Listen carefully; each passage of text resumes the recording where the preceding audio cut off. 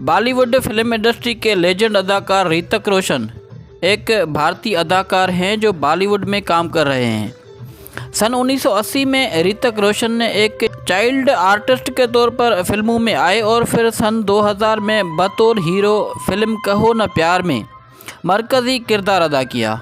उस फिल्म को बड़ी कामयाबी मिली। ऋतिक रोशन की बेहतरीन अदाकारी के लिए उनको बेहतरीन अदाकार और बेहतरीन नया अदाकार के लिए फिल्म फेयर अवार्ड से नवाजा गया। वो कोई मिल गया 2003, कृष 2006 और धूम 2006 जैसी फिल्मों में अपनी अदाकारी के लिए मशहूर रहे हैं। उन फिल्मों के लिए वो 4 मरतबा बेहतरीन अदाकार का फिल्म फेयर अवार्ड हासिल कर चुके हैं। ऋतिक रोशन अपना पहला बैनुल अक़वामी अवार्ड और जोधा अकबर फिल्म में अदाकारी के लिए उनको रूस में एजाज़ हासिल हुआ। इस तरह हिंदुस्तान में ऋतिक रोशन ने खुद को एक अहम अदाकार के तौर पर कायम किया है। सन 1980 में जब रोशन 6 साल के थे तब एक चाइल्ड आर्टिस्ट के तौर पर उन्होंने अदाकारी की शुरुआत की। अदाकार जीतन धर और रीना राय की फिल्म आशा से, जिसमें उनका रोल मुख्तसर था और वो एक गाने में रक़्स करते हुए नजर आए। उसके बाद आपके दीवाने और भगवान दादा जैसी फिल्मों में छोटे किरदार अदा किए। उन दोनों फिल्मों में उनके वालिद राकेश रोशन बतौर हीरो थे। फिर ऋतिक रोशन एक असिस्टेंट डायरेक्टर बने और अपने वालिद की फिल्मों करण अर्जुन और कोयला की प्रोडक्शन में उनका तावन किया।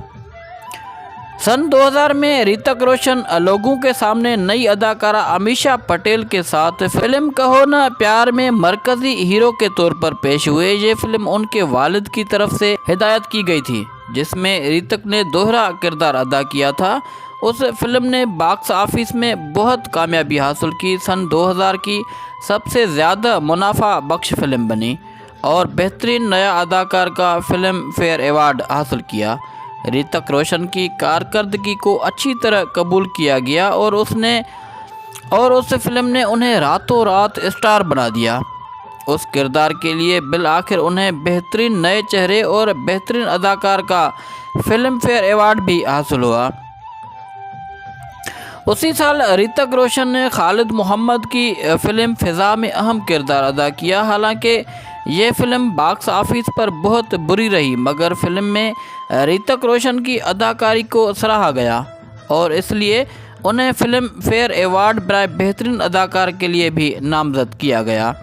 सन 2001 में सुभाष घई की फिल्म यादें उनकी पहली रिलीज़ थी, जिसके बाद करण जौहर की ड्रामाई फिल्म कभी खुशी कभी गम जो बॉक्स ऑफिस पर बहुत अच्छी तरह हिट हुई और सनी देओल की फिल्म गद्दार एक प्रेम कथा के बाद साल 2001 की दूसरी सबसे ज़्यादा मुनाफा बख्श और बैरून मुल्क सबसे ज़्यादा मुनाफा कमाने वाली फिल्म बनी।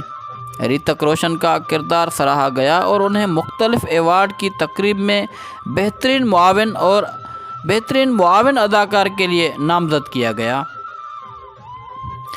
सन 2003 में उन्होंने साइंस फिक्शन फिल्म कोई मिल गया से कामयाब वापसी की, जिसे उस साल का सबसे ज़्यादा मुनाफा बख्श फिल्म माना गया।